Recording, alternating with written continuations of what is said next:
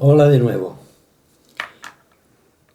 Bien, pues como había prometido, vamos a por la segunda parte de la música clásica en el rock. En el anterior vídeo estuve explicando cronológicamente más o menos cómo yo había ido conociendo a los diferentes grupos, sus obras, y nos quedamos en el año 75. De todas maneras, hoy voy a volver un poco también para atrás, por lo que veréis que voy a volver a hablar bastante de Emerson, Lake and Palmer. Pero en este momento os voy a hablar de este disco del año 76. Este es el Historias de Misterio e Imaginación de Alan Parsons. Es el primer disco de Alan Parsons que, como pues muchos ya sabéis, es un ingeniero de sonido, es productor, es músico, es cantante, y este fue su primer disco después de haber producido discos como, entre otros, el Let It Be de los Beatles o el Dark Side of the Moon de Pink Floyd. Sacó este disco que es un homenaje a Edgar Allan Poe y que todo lo que es la cara B es una suite orquestal que dedica a una de las obras de Edgar Allan Poe, que es La caída de la casa Husser. Es una música totalmente orquestal y sinfónica, con un ritmo bastante descriptivo y pausado, muy bonito. Y luego en la cara 1 tiene temas, incluso alguno un tanto heavy, podemos decir, pero ya más parecido a lo que sería un grupo de rock. Las dos caras tienen un contraste evidente, pero forma como un todo que, bueno, precisamente ahí está parte de la gracia, ¿no? Este disco, como digo, es del año 76 y yo recuerdo que la primera noticia que tuve de él fue a través de un gran periodista y locutor de radio, entonces en Radio Juventud, Ramón Trecet, gran conocedor de la música, y bueno, él fue el que me habló, bueno, me habló de este disco y yo me quedé con la copla rápidamente. Luego este hombre se dedicó al mundo deportivo, al baloncesto y sobre todo al tema de la NBA. Ya ha desaparecido, pero tengo buen recuerdo de él.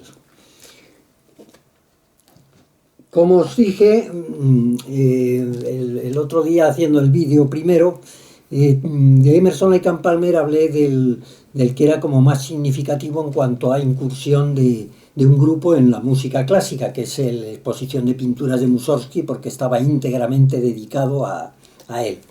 Pero en el primer disco de Emerson, Lake and Palmer hay un tema en la cara 1 que se llama The Barbarian. En su día, aquí no figura nada, Emerson, Lake and Palmer no hicieron mención a que básicamente es una interpretación del Allegro bárbaro de un tema de piano de Béla Bartók, el compositor húngaro. Como digo, en principio en esta edición pone Emerson, Lake and Palmer y nada más. Posteriormente ya en algún sitio, en reediciones o en otros discos en directo, ya sí que hace mención al autor. Y el tercer tema, Knife Edge, se puede traducir como el filo del cuchillo, está inspirado también en un clásico que no es otro que Leos Janáček y en una sinfonieta de Leos Janáček. Tampoco hace mención en el disco a este compositor clásico. Esto en el primer disco de Emerson, Lake and Palmer. Y vamos a seguir con ellos mucho porque, bueno, es de los grupos que más homenajes o pasajes utilizaron de compositores clásicos. En su segundo disco, el Tarkus, esto es como una suite con una historia, bueno, muy curiosa, en la que aparece seres mitológicos, aparte del armadillo este con sus orugas como de carro de combate, pues está la manticora, que es el símbolo que más tarde Emerson, Lake and Palmer utilizarían en su sello discográfico, que es como un león con cara de humano y con cola de escorpión. Bueno, pues aquí hay un tema que se llama The Only Way, que no es ni más ni menos que inspirado en el preludio número 6 en re menor de Johann Sebastian Bach.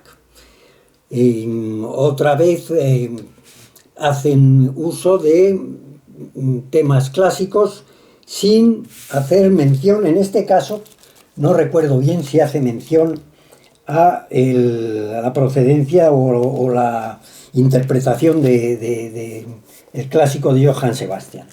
Pero aquí tenemos también en esta suite un toque suyo.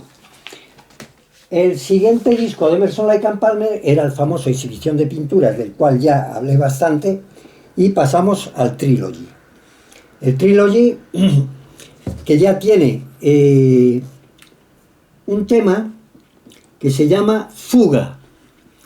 La fuga es una forma de composición clásica que se basa en una serie de acordes repetidos y bueno, es una forma, como digo, de interpretación de piezas clásicas.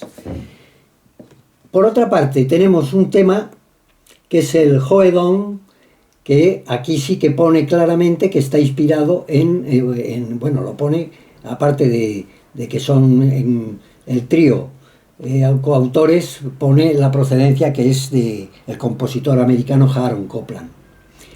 Y luego en la cara 2 tenemos un Abaddon's Bolero, una forma de bolero que también es una forma clásica y todos conocemos el famoso bolero de Ravel. Pues Emerson, Lake and Palmer aquí hacen como su interpretación muy diferente, pero el comienzo es como un crescendo curioso, o sea, empieza de la misma manera que el bolero de Ravel, con unas cajas que poco a poco van marcando un ritmo en crescendo y hasta llegar al final de la obra manteniendo un esquema igual, aumentando el número de instrumentos, etc. Aquí hacen algo muy parecido en este Abaddon's Bolero del Trilogy. Luego llegó uno de los discos que, bueno, a mí me hizo especial ilusión porque yo estaba ya muy metido con Emerson, Lake and Palmer y este disco lo estaba esperando como agua de mayo. Tenemos la portada del famoso ilustrador suizo Giger, que como sabéis, bueno, ha hecho bastantes más portadas y que, entre otras cosas, sus dibujos se utilizaron para crear el famoso octavo pasajero, el alien de las películas de Ridley Scott. En este disco tenemos un tema que es el Jerusalén, que es un tema, es clásico, pero bueno, es más como una canción popular totalmente relacionada con Gran Bretaña, que utiliza la letra de un poeta y estaba musicalizado por otro músico, Hubert Parry, otro músico británico. Esto es como prácticamente, Jerusalén es como prácticamente un himno británico. Y luego encontramos un tema muy curioso que es el Toccata. Toccata, que está basado en el tiempo número 4 de un concierto para piano y orquesta de un compositor argentino que se llama Alberto Ginastera. Tanto el concierto original como la interpretación que hacen Emerson, Lake and Palmer es muy curiosa. Yo diría que no apta para todos los paladares porque hay mucha gente que este disco no lo lleva bien. Tiene gracia porque Brain Salad Surgery, algunos le decían el Brain Salad Tortury, como que lo encontraban demasiado espeso, demasiado grandilocuente. A mí me sigue gustando mucho. Esto, como siempre, es cuestión de gustos. Pues eso, en el tema de Toccata hay una interpretación, además de percusión, con dos timbales de orquesta de Carl Palmer, curiosísimo, pero bueno, se oyen sirenas, la verdad que sí que es un poquito especial. Y luego tiene una suite en 3 partes, el Carn Evil 9, que luego lo llevaron mucho tiempo de gira. De hecho, cuando estuvieron en España, que yo tristemente no pude ir porque solo tocaron en Barcelona, pues fue esta famosa gira que hicieron en un triple LP y en el que Keith Emerson tiene una parte de improvisaciones de piano, que ya hemos comentado que, bueno, que siempre que improvisaba tiraba de sus amigos los clásicos. Este fue el famoso concierto que, si no recuerdo mal, fue el año 74 en Barcelona. Después de un tiempo que se tomaron de gira y de un poco de grabar, cuando volvieron al estudio hicieron el Works. El Works 1, que es un LP doble, y en el cual ya Keith Emerson se tira directamente al barro y no se anda por las ramas. Hace un concierto para piano y orquesta en toda regla con sus 3 movimientos. Un pedazo de concierto que a mí me parece que tiene una altura suficiente, no es pretencioso y el tío hace, bueno, pues lo que sabe, tocar muy bien. Creo que, bueno, pues la orquestación le ayudaron, pero aquí sale una gran obra. En este disco se repartieron la primera cara para Keith Emerson, la segunda para Greg Lake, que bueno, Greg Lake con su magnífica voz pues se dedicó a cantar las canciones que él normalmente cantaba, y lo digo porque no hace ninguna mención a clásicos. Sin embargo, Carl Palmer hace un primer tema que se llama The Enemy God, danzas de los espíritus, Black Spirits, de los espíritus negros, que está basado ni más ni menos que en el Scythian Suite de Prokofiev. Aquí lo dice claramente. Y tiene el tema número 4, es Invención en 2 partes en do menor de Johann Sebastian Bach. Aquí él toca la percusión y el vibráfono. Hay marimba también tocado por otro músico. Pero ya en la parte de Carl Palmer hay también aproximación a los clásicos. Y llegamos a la última cara que comparten los 3, y en la cual pues, volvemos a tirar de Aaron Copland tocando la famosa fanfarria para el hombre común, que luego durante muchos años era como la abertura en los conciertos, era la manera de abrir sus conciertos con la fanfarria. De Aaron Copland. Esto en cuanto al Works 1. Luego sacaron una segunda parte, el Works volumen 2, es un solo disco, y en el cual lo he traído aquí porque no hay nada claramente de músicos clásicos, pero sí que hay un tema del año 1925 que es Show Me the Way to Go Home, como Enséñame el camino para ir a casa, firmado por un tal Irving King, aunque en realidad este era un seudónimo de 2 músicos que se llamaban Campbell y Connelly, que en un viaje que hicieron pues compusieron, como digo, en el año 25, y ya es una de las canciones que han quedado en la cultura general de creo que es de Estados Unidos. Esto en el Works 2.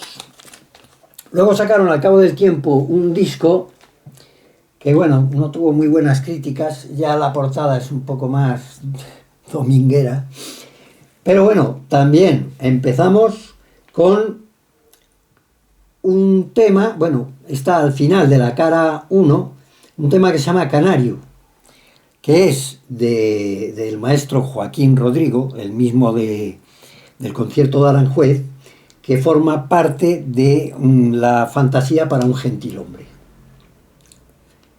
De tal manera que estos, como veis, siempre están recurriendo a los clásicos. Durante un tiempo tuvieron sus diferencias y no me sé exactamente la historia, pero el caso es que Emerson y Lake se juntaron con otro baterista que también empezaba por P, que era Cozy Powell. Cozy Powell. Sacaron, me parece que 2 discos, este y otro más.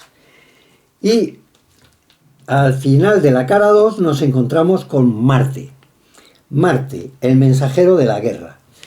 Marte, que es una pieza clásica de un compositor, Gustav Holst, el cual compuso una obra en 7 partes, porque lo compuso entre el año 1914 y 1917, donde todavía los científicos no habían descubierto el planeta Plutón.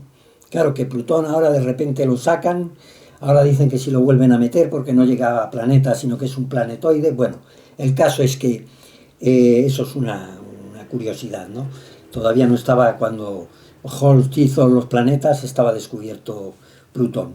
Pero hizo los diferentes planetas, que es una obra clásica muy recomendable, muy fácil de oír porque es muy descriptiva. Y Emerson, Lake and Powell lo utilizaron en este disco. Luego se ha utilizado en muchas bandas sonoras. Cuando hay temas de guerra siempre aparece ahí el famoso Marte, mensajero de la guerra. Esto es otro disco que sacaron en directo y en el cual, bueno, pues tiraban también de la fanfarria que he comentado para empezar.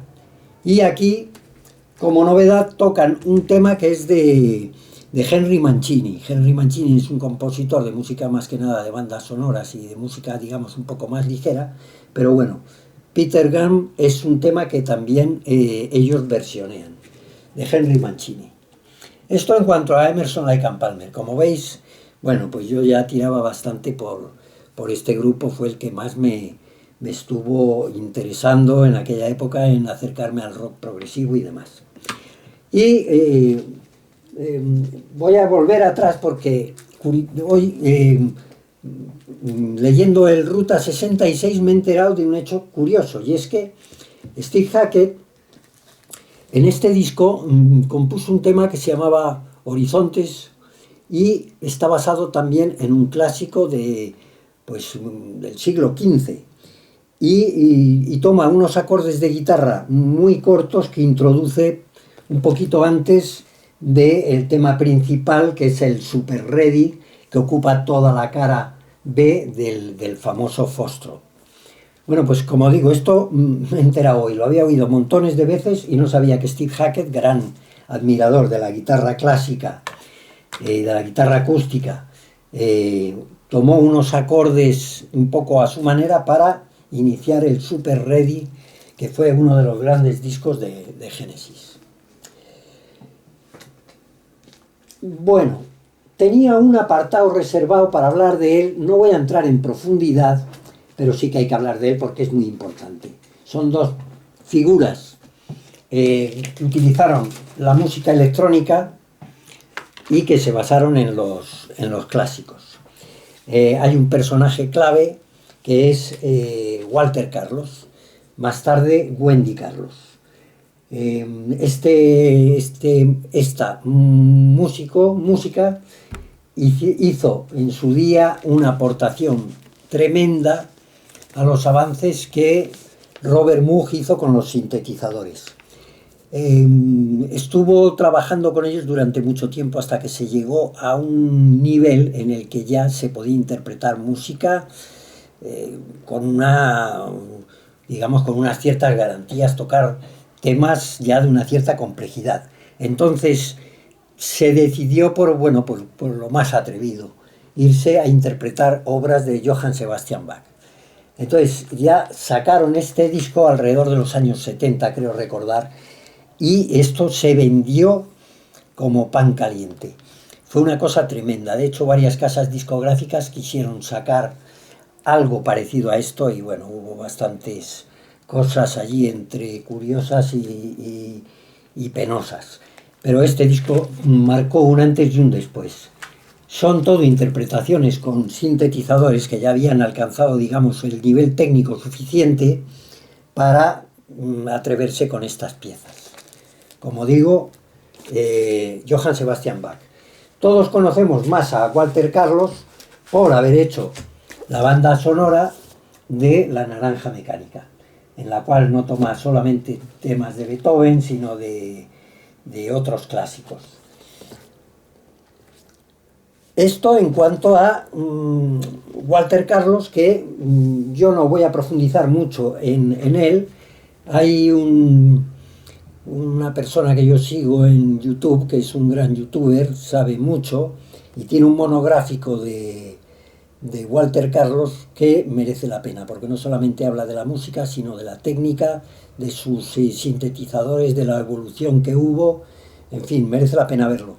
El canal se llama Music Radar Clan, y si buscáis ahí el monográfico que le dedica a Walter o Wendy Carlos, merece la pena.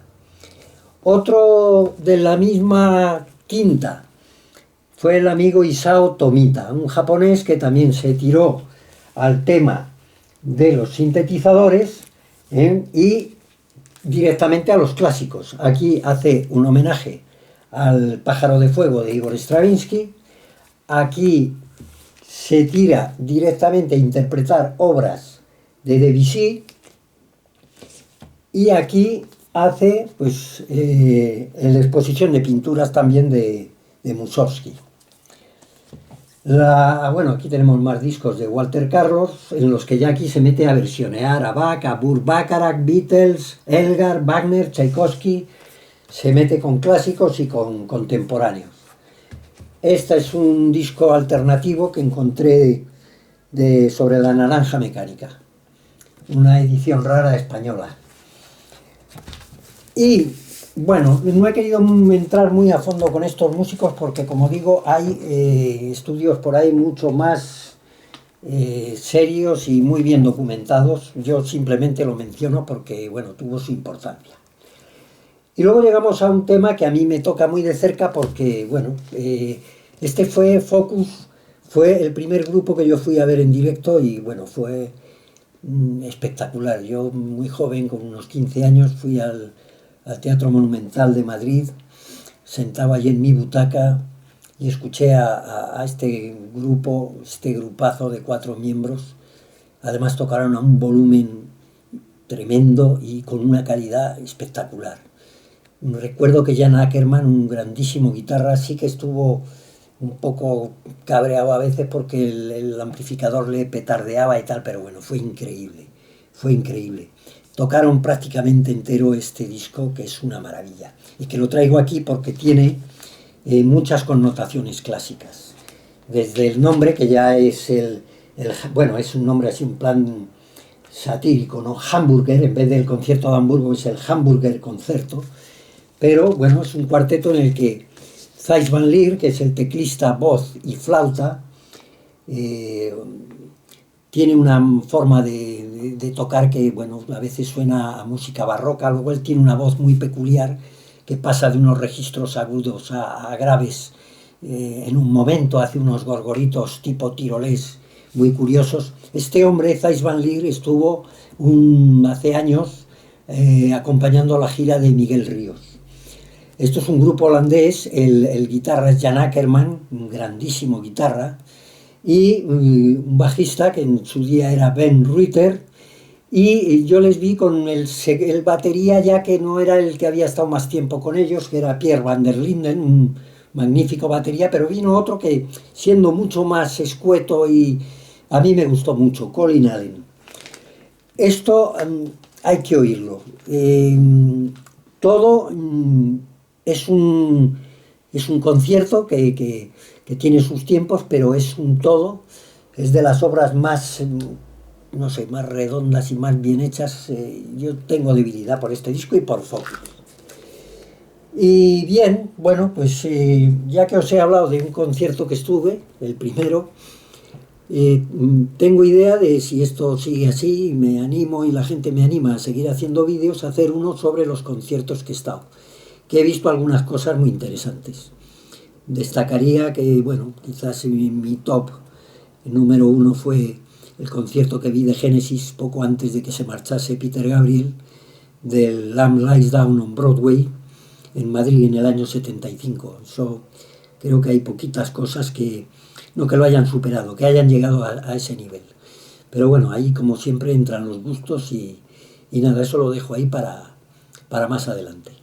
Y ya para despedirme voy a dedicar este vídeo a mi sobrino Denis, que es un gran aficionado a la música y un muy buen jugador de baloncesto.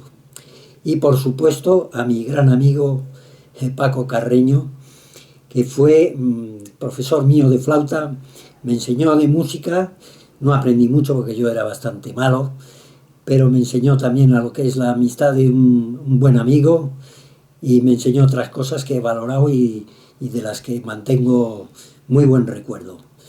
Va por ti, Paco, y espero veros ahí pronto. Saludos.